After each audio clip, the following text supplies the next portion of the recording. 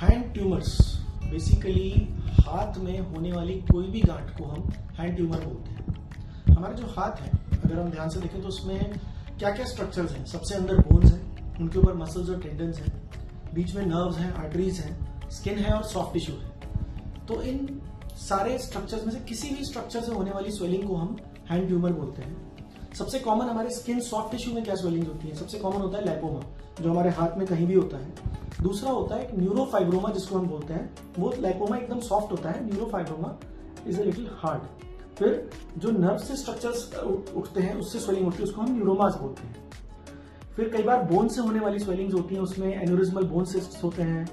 फिर giant cell tumour होता है बोन का। कई बार हमारे टेंडन शीट से स्वेलिंग निकलती है, उसको हम वो भी टेंडन शीट से भी कई बार जीसीटी हो सकता है।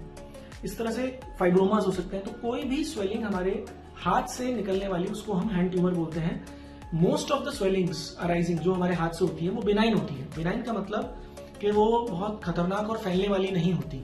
अराउंड 80 to 85% स्वेलिंग्स जो हमारे हैंड में होती हैं, दे आर बिनाइन स्वेलिंग्स। अब what is the interesting thing about हमारे हाथों में, हमारे खास बात क्या है? अगर हम देखें तो हमारे हाथ सिलेंडर्स की तरह है। हमारे हाथ में कोई भी चीज होगी, उसकी स्वेलिंग होगी तो वो आसपास के स्ट्रक्चर्स पर प्रेशर डालती है।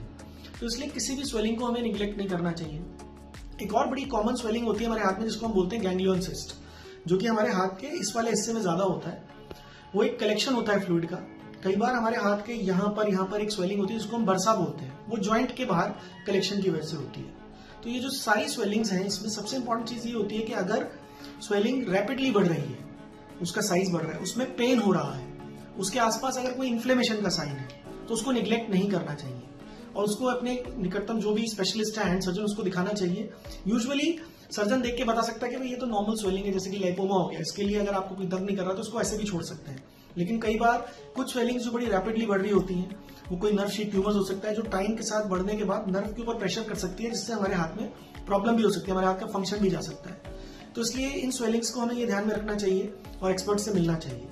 बाकी जो स्वेलिंग तंग कर रही होती है, उसका कई बार सर्जरी कर उसको निकाला भी जा सकता है और उसको जांच में, जिसको हम बायोप्सी भेजते हैं, उसको भेजा जाता है।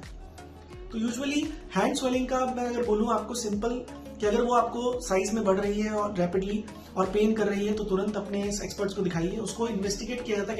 कई बार हम MRI कराते हैं, कई बार एक सुई की टेस्ट होती है, जिसको हम FNAC बोलते हैं। तो ये सारे टेस्ट कराकर हम कंफर्म कर लेते हैं किस तरह की स्वेलिंग है। और अगर हमें लगता है कि वो वाइटल स्ट्रक्चर को नुकसान पहुंचा सकती है, तो हम डेफिनेटली भी रिकमेंड उसकी सर्जरी करनी चाहिए।